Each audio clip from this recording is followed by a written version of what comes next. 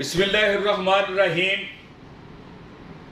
YouTube channel سے آپ کا دوست آپ کا بھائی شیخ حجاز حاضر ہے۔ کیا پاکستان دوبارہ سے جنگی ماحول میں جانا چاہتا ہے؟ پاکستان کی پالیسیز کیا ہیں؟ جو بائیڈن کیا چاہ رہا ہے؟ اور جو نیٹو فورسز ہیں، انڈیا، اسرائیل اور NDS، موساد، را، یہ مل کر کیا کرنا چاہتے ہیں؟ چائنا، انڈیا، پاکستان، افغانستان، بنگلہ دیش، ایران، دنیا کی کل آبادی 7 ارب کے قریب ہے۔ اس ریجن میں تقریباً 3 ارب افراد بستے ہیں۔ آدھی آبادی اس ریجن میں ہے۔ کیا ہم پورے ریجن کو آگ اور خون میں دھکیلنا چاہتے ہیں؟ کون سازش کر رہا ہے؟ ISI کا کردار کیا ہے؟ اس سلسلہ میں اہم ترین معلومات جو ہیں وہ میں آپ کے سامنے رکھنا چاہتا ہوں۔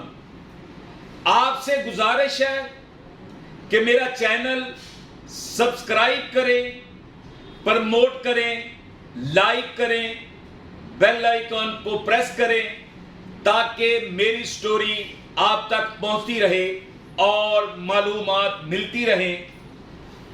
ہمارا مقصد سچ بولنا ہے۔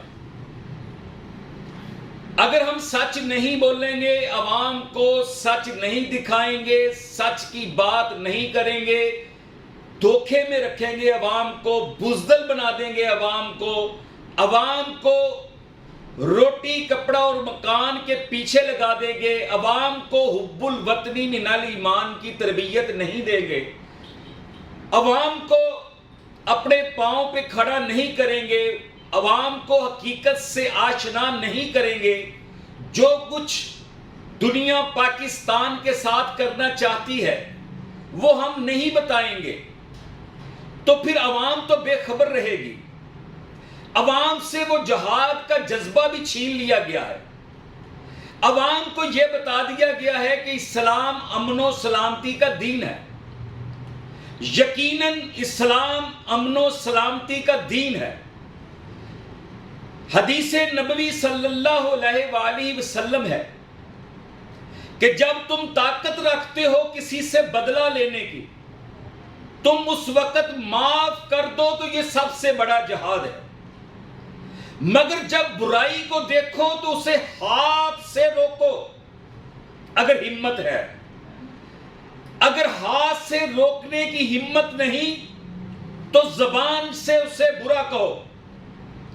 اگر زبان سے ہمت نہیں تو پھر دل سے اس کو برا جانو۔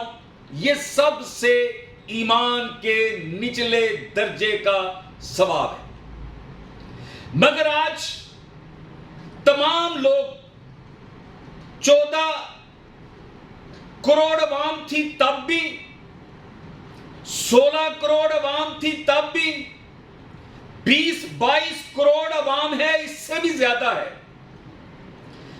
آج تک عوام کو دھوکے میں رکھا گیا ہے، درست بات نہیں بتائی گئی،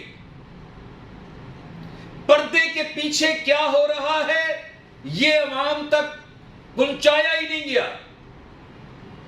ہمارے ساتھ آنے والے وقتوں میں کیا ہونے والا ہے اس کی پہلے ہم نے تیاری نہیں کی۔ پارلیمنٹ کی کوئی وقت، کوئی حیثیت نہیں، نہ گزشتہ دوار میں رہی نہ موجودہ دور میں رہی۔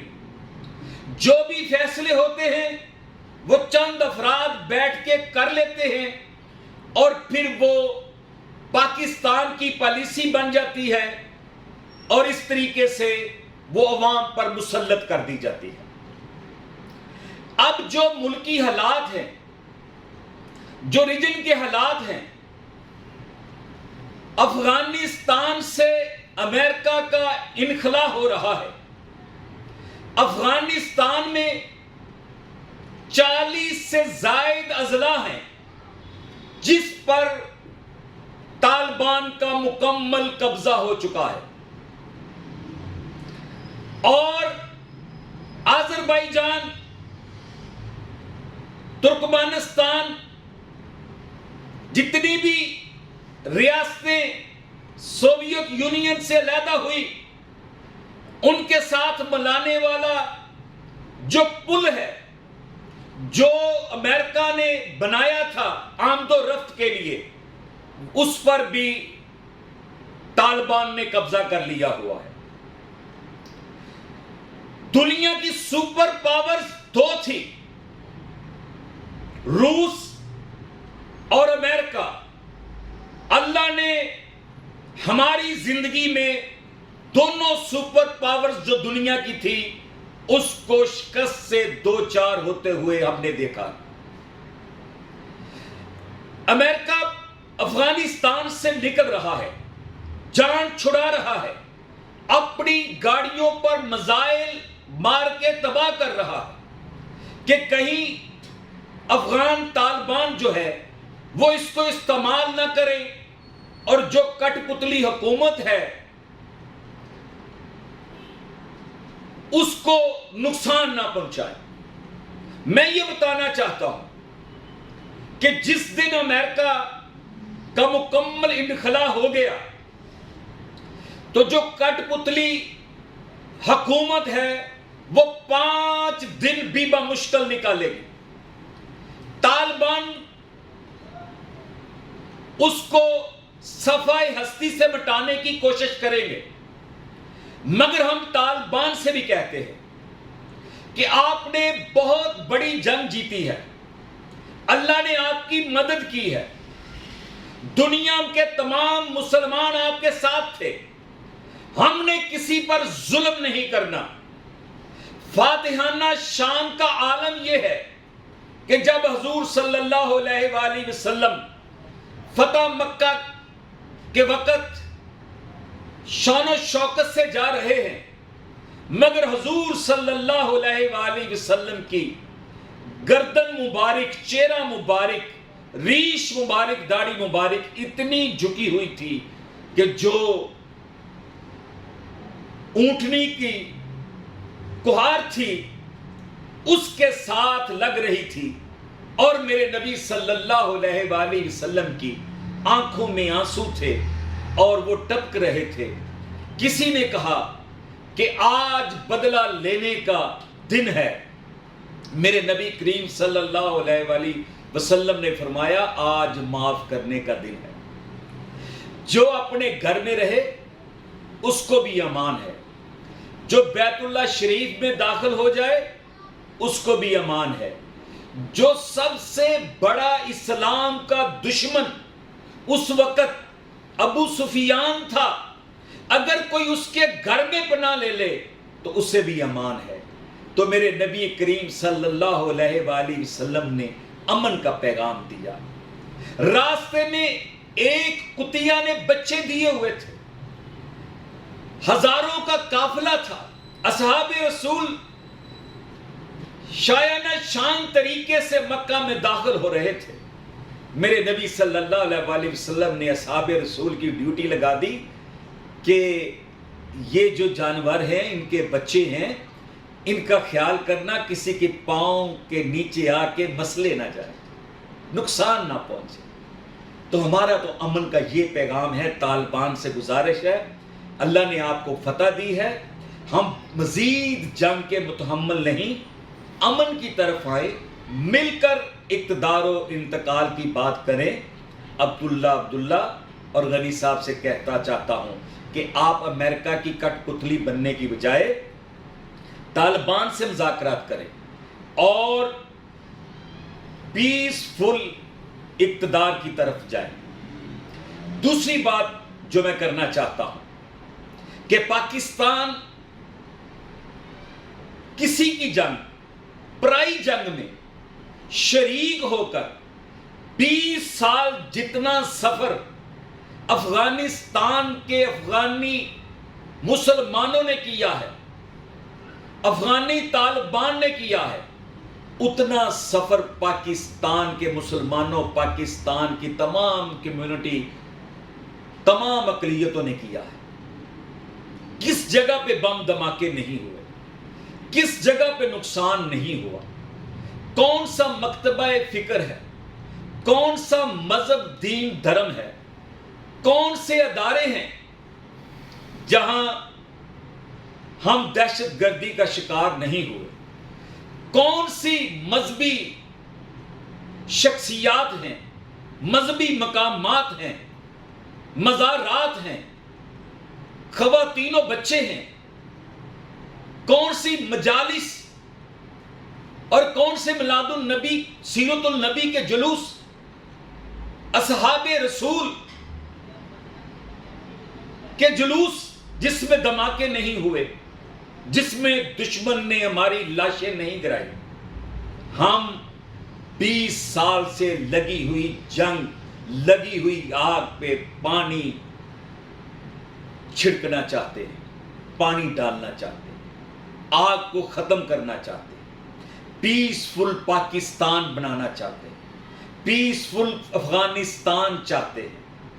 ہم پاکستان کی عوام، پاکستان کے حکمران، پاکستان کی اکثریت کی عدد، پاکستان کی آرمی، پاکستان کی ایجنسیز، کون چاہتا ہے کہ کسی ملک میں افراتفری ہو، مارا ماری ہو، دہشت گردی ہو، انسانیت کا قتل عام ہو، آگ اور خون کی ہولی کھیلی جائے؟ وہ ظالم جابر حکمران جس کے ظلم و بربریت سے انسانیت کی دھجیاں کیوں نہ اڑا دی گئی ہوں، وہ بھی نہیں چاہتا کہ امن سے بد امنی بہتر ہے۔ کوئی بھی نہیں چاہتا۔ پاکستان امن چاہتا ہے۔ اس وقت پاکستان تمام دنیا کی آنکھ کا تارا ہے۔ اگر پاکستان کو اگنور کیا گیا، پاکستان کی اہمیت کا اعتراف نہ کیا گیا، پاکستان کی قربانیوں کو تسلیم نہ کیا گیا، پاکستان کے نقصانات کو نہ دیکھا گیا اور یک طرفہ پاکستان کے خلاف مہم چلائی گئی، تو پھر یاد رکھیں افغانستان میں تو 20 سال لگ گئے طالبان کو سپر پاور سے لڑتے ہوئے اور شکست دیتے ہوئے۔ پاکستان جو ہے وہ 20 دنوں میں بتا دے گا کہ پاکستان کے پاس کیا ہے اور پاکستان اپنا دفاع کرنا کس طریقے سے جانتا ہے۔ اور آخری بات کرنا چاہتا ہوں حکمرانوں سے، اکثری قیادت سے اور ہماری ایجنسیوں سے کہ ہم آپ کے ساتھ ہیں، قوم آپ کے ساتھ ہے۔ جتنی سازشیں ہو رہی ہیں، جتنا پاکستان میں انتشار پھیلانے کی کوشش کی جا رہی ہے، P T M, T T P اتحاد ہو چکا ہے۔ جس طریقے سے بلوچستان میں پاکستان کے خلاف مہم چل رہی ہے اور جس طریقے سے کل کے اجتماع میں پاکستان کے خلاف نعرے بازی کی گئی، فوج کے خلاف نعرے بازی کی گئی اور یہ بھی کہا گیا کہ نئے بلوچستان کو بنانے کے لیے تیار رہیں۔ اس تاریخ کو یاد رکھیں جب بنگلہ دیش بنا تھا، یہ نیا بنگلہ دیش بننے جا رہا ہے، یہاں تک کہہ دیا گیا ہے۔ اور وہاں پاکستان کے جھنڈے کی بجائے افغانستان کا جھنڈا لہرایا گیا، قبروں پہ رکھا گیا۔ افغانستان ہمارے ہمسایہ ملک ہے، افغانی ہمارے بھائی ہیں. اگر ہماری 1,00,000 شہادتیں ہوئی ہیں تو اس کا ذمہ دار کون ہے؟ امریکہ. اگر 150 لاکھ ڈالر کا نقصان ہوا ہے تو اس کا ذمہ دار کون ہے؟ امریکہ. پاکستان 20 سال سے معاشی ترقی نہیں کر سکا، اس کا ذمہ دار کون ہے؟ امریکہ. اور ہم نے قربانیاں کس لیے دی؟ افغانستان کے مسلمانوں کے اتحاد میں. دو طرفہ جنگ امریکہ نے چھیڑی اور نیٹو فورسز نے جتنے حملے افغانستان پہ کیے اتنے ایجنٹ پاکستان نے بھیجے اور پاکستان کو نقصان پہنچایا. اب پاکستان آپ کی بات ماننے کے لیے تیار نہیں ہے. پاکستان خود مختار ملک ہے. ہمارا 150 ارب ڈالر کا نقصان ہوا ہے. ہماری لاشیں تڑپتی ہماری آنکھوں نے دیکھی ہیں، خون بہتا ہم نے دیکھا ہے، مائیں تڑپتی بلکتی ہم نے دیکھی ہیں، بچے تڑپتے ہم نے دیکھے ہیں. اب پاکستان کسی برائے کی جنگ میں شریک نہیں ہو سکتا. جب امریکہ افغانستان سے نکل رہا ہے، سب کچھ چھوڑ کے بھاگ رہا ہے، اسے راستہ کس نے دینا ہے؟ پاکستان کے بغیر پرامن طریقے سے انخلا ممکن نہیں ہے. ان کو چاہیے کہ پاکستان کے ساتھ مل کر پیسفل طریقے سے سارے معاملات کریں. ایران کی نئی قیادت آئی ہے، اس نے جرأت مندانہ بیان دیا ہے، میں اس پر بھی خراج تحسین پیش کرتا ہوں. میں طالبان کو بھی خراج تحسین پیش کرتا ہوں.